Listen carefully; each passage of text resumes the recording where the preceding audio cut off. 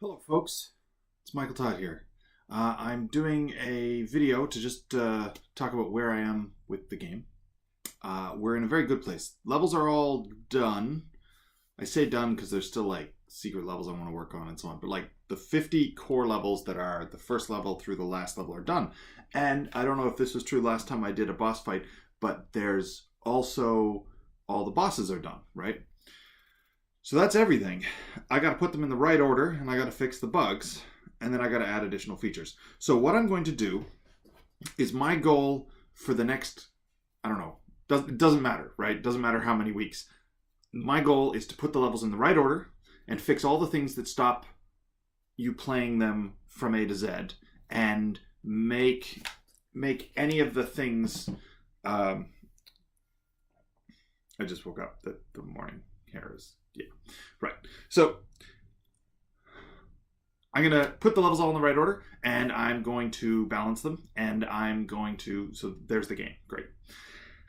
I want to fix anything that makes it a pain to play the game. Like up until now, we've been in early alpha, right? Because the game has had just sections that are just horribly broken.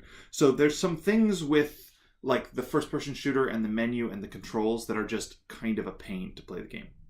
I also want to get what I would call a minimum feature set. So there are features that I'm not going to cut. I'm just going to make the game take longer. For example, I'm not going to cut having achievements. I'm going to have some achievements, right? So I'd like to come in and add achievements so that you guys can play the game with achievements. There's a bunch of stuff like the levels don't lock, right? That's something I would like to add next week. Just the levels locking, you have to unlock them one at a time. I want to get the levels all in the final order because I want to add warp zone. So I want to have this thing where if you're the sort of player who can do the special challenge to get to the little teleport, it'll take you to a warp zone, which will essentially let you cut a loop off the meta world. This just means that someone who's 100%ed Celeste or Meat Boy doesn't need to play too many of the tutorial levels, and someone who needs the tutorial levels can play the tutorial levels because they can't beat the challenge to get to the warp zone. Yeah, so since we're in the last run here, I'm optimistically hoping to finish the game before January.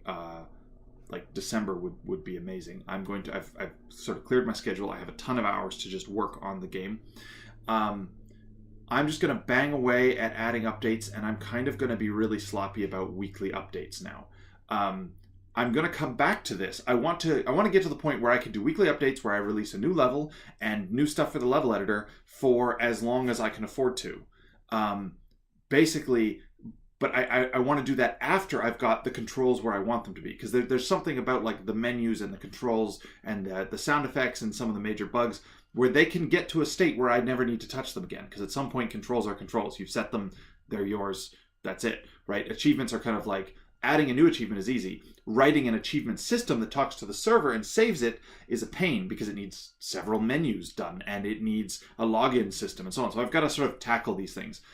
And one of the flaws of the weekly update system is it incentivizes me to make small, interesting updates, which is essentially levels, right? Making new levels for people to play is highly incentivized. Whereas making an achievement system that's going to be broken on Friday, because achievement systems take longer than a week to make, that's not very incentivized. I have to show up with an update that no one wants to play because no one wants to go look at a menu that doesn't work yet.